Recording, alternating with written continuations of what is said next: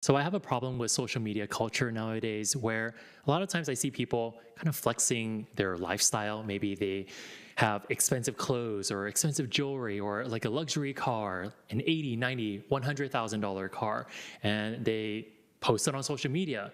And a lot of times when other people see this, maybe their friends or their family members, they go, wow, this is awesome. I kind of want to also do this for myself too. And there's this whole game of, I don't know, just kind of keeping up with the Joneses. And this is something that breaks my heart sometimes because I know as a fact, many Americans live paycheck to paycheck. They struggle financially. Yet at the same time, there's this culture where it teaches us that we should be buying all these materialistic goods rather than focusing on things that, I don't know, that I believe make us truly happy, like developing relationships or pursuing our passions. So today, I kind of want to talk about the importance of living frugally, living humbly, and why it's so important to look poor. Because I want to go against this cultural norm of pursuing materialistic goods, and instead focus on how do we actually become happier with our lives? Because I really believe it's not through materialistic goods. And it really comes down to these three reasons here. Reason number one, I believe that if we are able to teach ourselves to live humbly, it simplifies our life and it really reduces our stress. There are so many people that I know, they have a whole bunch of clothes, shoes in their closets, and every day it's a constant battle. It's a struggle for them. They're not too sure what to wear for work or when they go out, and it takes up a lot of their time. I also know a lot of people where they are maybe tech fanatics and they're constantly buying the newest technology gear. Maybe a new iPhone comes out, they go, oh, I need to get the newest iPhone, even though they just got a new iPhone last year, right? And they're like on the wait list, they're just seeing what their other friends are doing, they're reading these forums about what specs to get. And again, it consumes a lot of their time when I think, I don't know, we should be focusing on other things in life instead. And for these people who are constantly consuming, because don't get me wrong, that's what social media is all about, right? They're always placing these ads in front of you.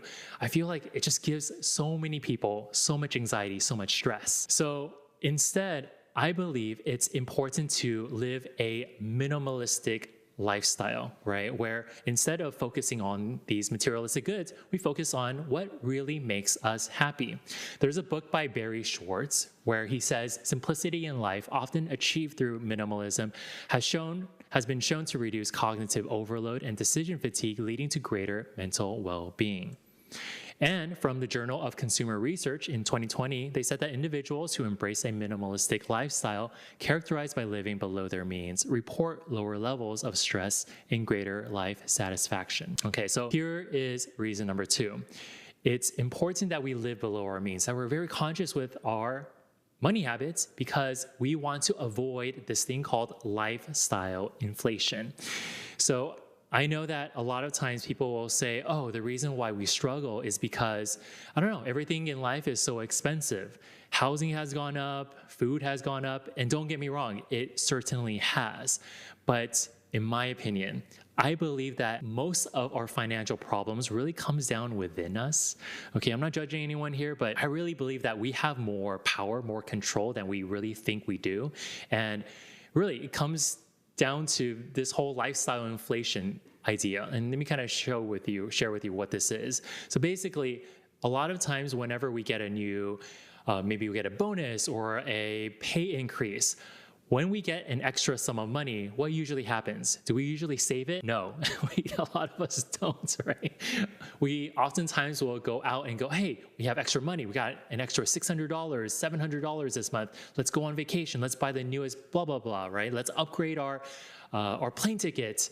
And I don't know, just money just leaves our pocket. And oftentimes we're, again, playing this whole game of keeping up with the Joneses. And you don't want to do that. As you make more money, the whole idea is, okay, how do we still live a minimal lifestyle, keep our expenses low, and investing and saving the rest, right?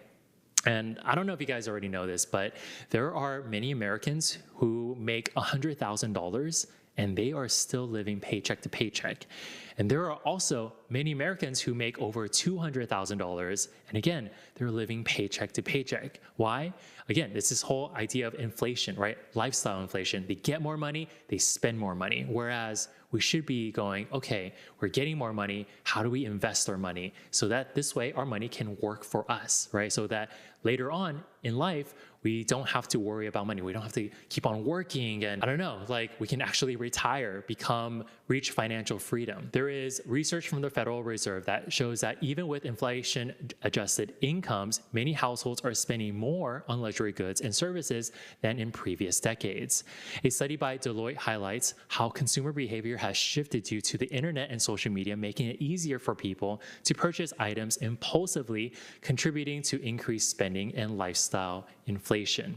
And don't get me wrong, I get sucked into this too sometimes. I'm on Instagram and then maybe I'll see like an ad for shoes or something that I can probably add to my home gym. And I'm like, oh, I kind of need it, even though I don't really need it, but I just impulsively will buy it. And these ads are very strategic. They make sure that they post it at this certain time and they post it with this color, this type of font, with this type of caption that will get you to purchase it too. And something that I learned to practice myself is if I see this ad, I go, okay, I feel like I want it, but maybe I'll just kind of put it into the cart for maybe 24, 48 hours and see if I want it later on. And a lot of times, I don't know, I just kind of forget about it and I don't even want it anymore, right? I want to talk about this whole thing called the hedonic treadmill.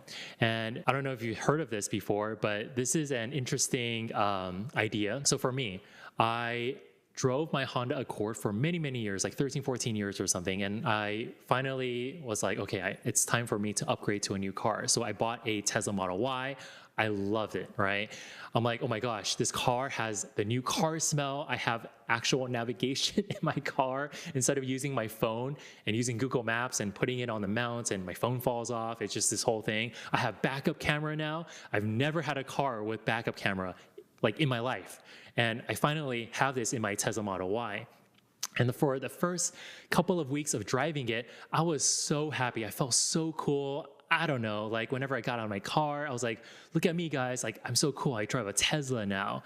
But I don't know if maybe you guys can relate to this, but after a couple of weeks of driving my Model Y, I don't know, it just became like another regular car again.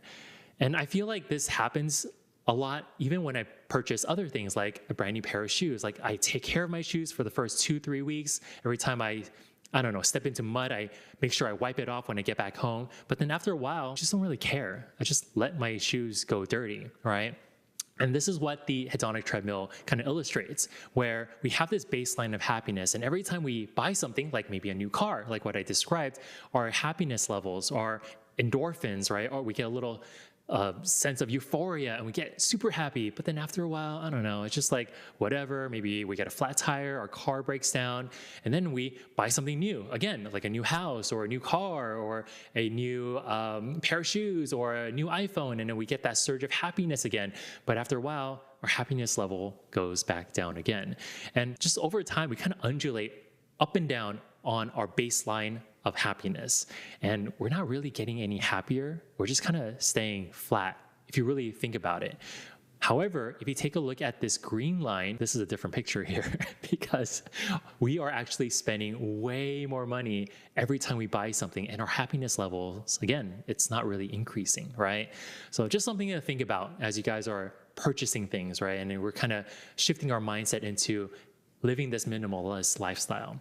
Here's reason number 3, and this is really important. By living a frugal lifestyle, by quote unquote looking poor, it really helps us financially, getting to our financial goals, reaching financial freedom. This breaks my heart because I don't know, I have a lot of followers, a lot of subscribers who are in their 50s, 60s, and a lot of times they will message me, email me saying, Steve, I'm 68 years old, 69 years old. I don't have anything saved up. I want to retire at 70.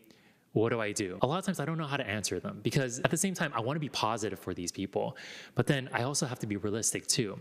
If someone is 68, 69 years old and they want to retire at 70, like never have to work anymore, it's virtually impossible. It's virtually impossible because they never plan for their retirement early on in life, right? And if you're in this situation, I feel for you. But there are other strategies which I'll talk about in another video. But if you're someone who wants to retire one day, right, not have to worry about money, wants to reach financial freedom, then we need to make sure that we plan ahead. We need to start investing, start saving money, even if it's a little bit right now, because it really does compound later on.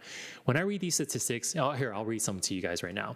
This is from the GAO, Government Accountability Office, back in 2015. They said that nearly 50% of Americans aged 55 and older have no retirement savings. And for those who do not have savings, or who do have savings, the median amount saved is only $120,000, which if you live in coastal areas like myself, I live in LA, it is not enough. There's no way, right? But again, everyone is different. Everyone's lifestyle is different. Maybe you already have your home paid off. Maybe your expenses aren't that high. But for people who live in New York, LA, $120,000 in savings, it's going to be really hard, folks. Really hard. This is from Transamerica Center of Retirement Studies back in 2021. Approximately 25% of Americans expect to work beyond the age of 70 because they do not have enough savings to retire comfortably, with many relying solely on Social Security benefits.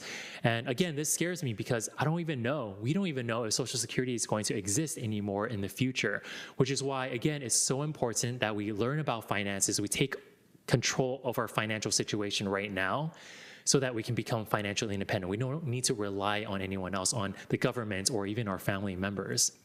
This is from the Federal Reserve back in 2019. The average retirement savings for individuals aged 60 to 69 is $195,000, which according to financial experts would provide only about $8,000 to $10,000 per year in income, which again is far below the necessary amounts for a secure retirement. And if you're someone who says, okay, where do I start, Steve? I've made a lot of videos about this already.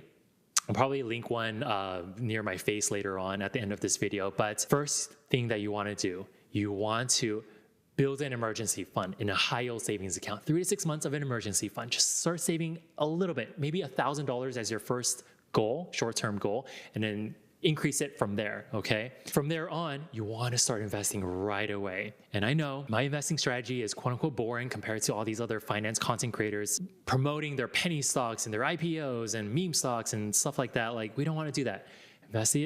I would say invest it into the S&P 500, right? Just a couple $100s a month, right? Let it compound over time. And I promise you're going to thank yourself later on in the future, okay? And again, if you guys want to see more videos on how to invest, I'll put a video somewhere here, maybe like how to open up a Roth IRA or how to place your paycheck into certain different buckets, maybe somewhere on my head here. If you guys found a lot of value in this video, make sure to give me a like. Maybe you can let me know what your thoughts are in the comments, and I will see you guys in the next video. Bye, everyone.